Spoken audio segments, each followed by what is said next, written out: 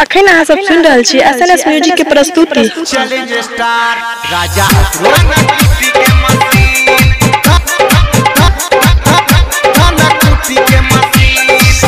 presented by दुल्हन music.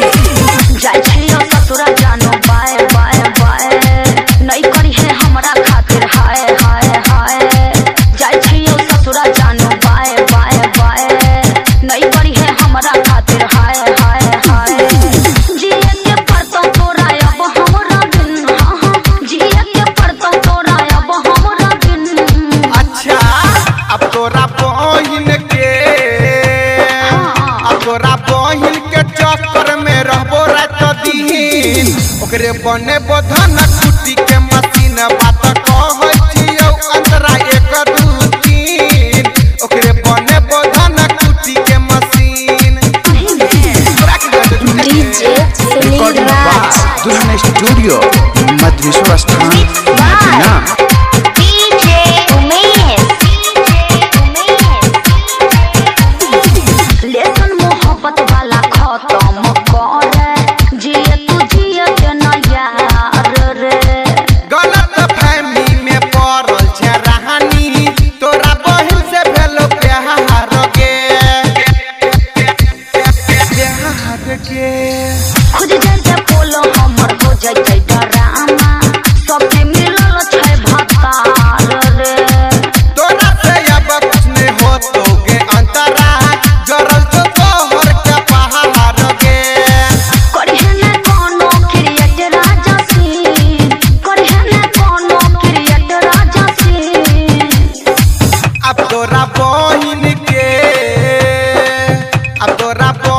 के चक्कर में रहबो रात दिन ओकरे बने बधन कुटी के मशीन बात कहै छियौ अंतरा 1 2 3 ओकरे बने बधन कुटी के मशीन।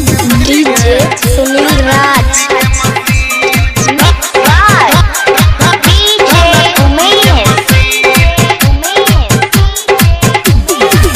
अनिल यादव से पलंग नहीं हिललौ केहन छौ मौका भताहार गे। राजा अफरोजवा के देलही ने तू छेलो जे नहीं हर के यार गे यार गे। राइटर सोनू पिए हमरे पतोहर बैस गेलो किया चाओ रे। हो जे जयारिया बाबू ढेर बदनामी आज जे जदी हमर नाम रे। अंतरा प्रियंका कहे प्यार नहीं छी, अंतरा प्रियंका कहे प्यार नहीं छी। अब तोरा बहिन